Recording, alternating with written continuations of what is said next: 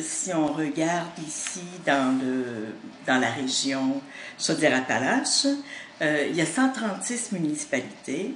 Là-dessus, on a seulement 21 mairesses et 191 conseillères. Et il y a une vingtaine de municipalités sur ces 136-là qui ne comptent aucune femme dans le conseil municipal. Et entre autres, si on parle du territoire un peu de Loi-Blanche, Montmagny, qui est quand même une grande ville, ne compte aucune femme sur le conseil municipal. Alors, vraiment, notre action présentement, on fait quand même, on intervient dans plusieurs domaines, entre autres la santé, la pauvreté des femmes, l'entrepreneuriat, l'emploi et le travail. Mais présentement, vraiment, on met l'accent sur cette présence des femmes dans les instances décisionnelles, surtout les conseils municipaux. Nous, d'après ce qu'on voit là, c'est que le monde municipal est quand même un milieu qui est encore traditionnellement masculin. Hein, quand on regarde une table, la table du conseil municipal, on voit très peu de femmes. Et aussi, dans notre région, plus qu'ailleurs au Québec, il y a beaucoup de ces maires et ces conseillers qui sont élus par acclamation. Il y en a 70%, 71% pour être bien précise, dans notre région, ils sont élus par acclamation. Alors, les femmes, quand elles voient ça, elles hésitent à se présenter. Ça peut être bon signe quand même que les gens soient élus par acclamation. Ça veut probablement dire que ça va bien, mais je pense qu'il y a aussi une petite paresse démocratique, je dirais, de la population. On se présente presque uniquement quand les choses vont très mal.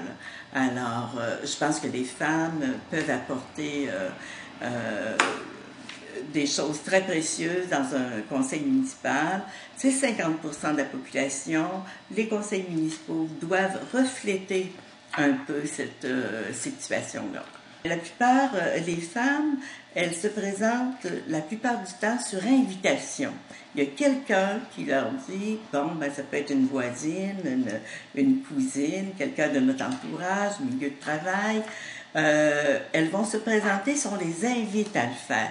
Spontanément, très peu de femmes vont dire, moi je me présente, j'adore la politique et je me présente au conseil municipal cette année. Nous sommes un organisme régional. Il y en a dans presque toutes les MRC, des groupes de femmes qui travaillent vraiment à donner de l'information, de la formation. On a des outils. Entre autres, ici, on a un beau petit carnet. Ça s'appelle « Femmes et politique, quelques clés d'accès ». Alors, on donne tous les renseignements possibles quand on a l'intention de se présenter en politique, avec beaucoup de références aussi. Le 17 septembre prochain, on a une formation ici. C'est un 5 à 8, c'est au manoir de Tilly, dans notre Binière, et c'est le ministère des Affaires municipales et des régions. Ils viennent donner une formation pour vraiment aussi inciter les femmes à faire le grand saut en politique. Alors, il y a énormément on a un programme de mentorat aussi des femmes et des hommes d'expérience qui sont déjà élus et qui servent de soutien à des femmes qui veulent vraiment cheminer dans une carrière en politique municipale.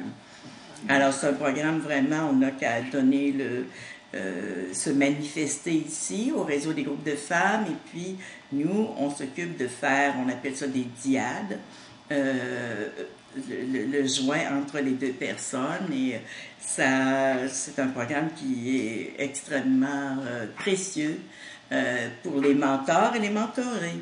On aimerait qu'il y ait davantage de jeunes qui se présentent en politique municipale parce que le taux dans la grande région Chaudière-Appalaches, il y a seulement 77 jeunes qui ont moins de 35 ans, qui sont soit conseillers ou maires ou mairesses.